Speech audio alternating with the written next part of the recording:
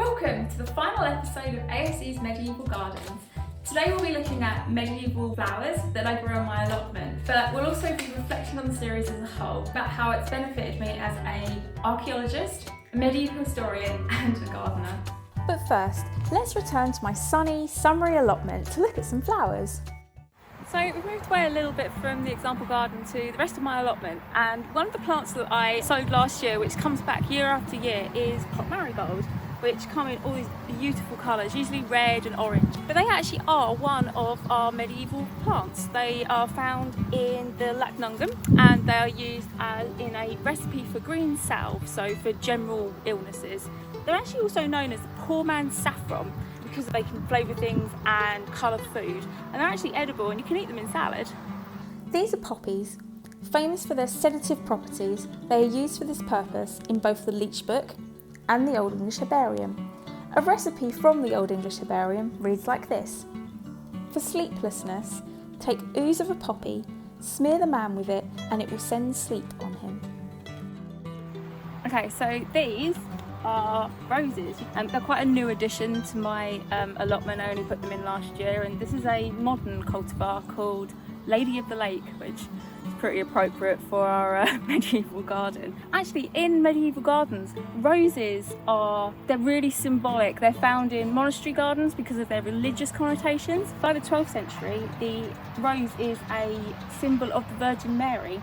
A mystic rose appears in Christmas carols. It also appears in Dante's Inferno as well.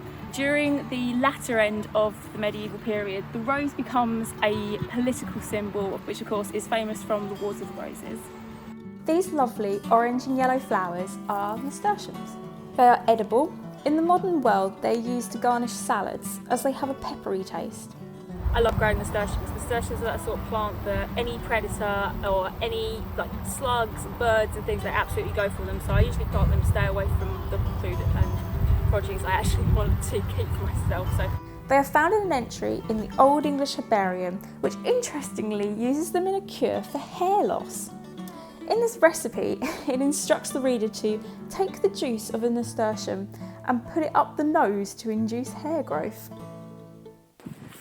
Okay, it's now December and I haven't really been working on my allotment since the autumn when I tidied it up and put all my tender plants into storage. So today I have come to my back garden where I'm growing winter veg, so things that need to overwinter like Brussels sprouts and cabbages, garlic and of course onions, which as from our former videos we know are medieval plants. Making these videos has actually made me really reflect on how the medieval garden experiment has benefited me, and actually about the public benefit of archaeologically informed projects like this one. Firstly, it's been really interesting to follow the archaeological process beyond my role as an environmental processor. It's been great to learn how archaeobotanists use the eco-facts I painstakingly clean and collect, and the kinds of conclusions they can, or in some cases can't, make. So outside, this has translated to a better appreciation of weeds and definitely a more relaxed approach to them. It's interesting to read about how they were used in the past, and actually quite fun to think that past gardeners would sigh at the sight of nettles, kind of like I do. Or maybe they went foraging for them, or harvested them for tea or soup, or the medicinal recipes that we found in the Leech Book. I feel a sense of connection to the whole community of past gardeners through doing this project.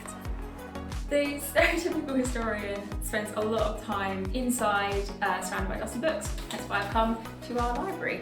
My job and of course my research interests have the potential of keeping me indoors. So all of the environmental processing, the finds processing that I do, and of course the medieval manuscripts that I look at digitally do keep me inside a lot. So I'm quite grateful that my gardening hobby gets me outside, and I can still apply my historical interests and knowledge to the medieval garden project through that.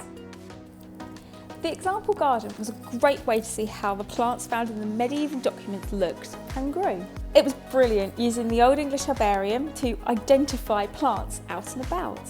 Being outside and engaging with nature has excellent mental health benefits, as well as giving me a better understanding of which plants grow in which season, a greater awareness of weather patterns, and just a general awareness of the outside environment. And wrapped up in all of this, was a sense of connectedness to the past and an enrichment of my hobby with historical evidence. ASE's medieval garden has shown just how well archaeology added personal benefit to my own growing experience this year. I hope you felt some of those benefits as well. If this series has inspired you to add some medieval plants to your own garden, let us know in the comments below.